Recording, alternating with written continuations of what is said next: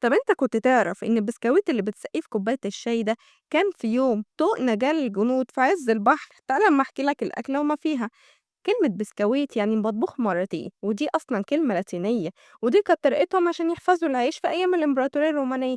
لكن الحكاية ابتدت تاخد شكلها الحقيقي في العصور الوسطى، لما كان البحارة والجنود عايزين أكل يعيش شهور من غير ما يبوظ، فعملوا عيش ناشف يتخبز مرتين من غير سكر ولا زبدة عشان يعيش معاهم.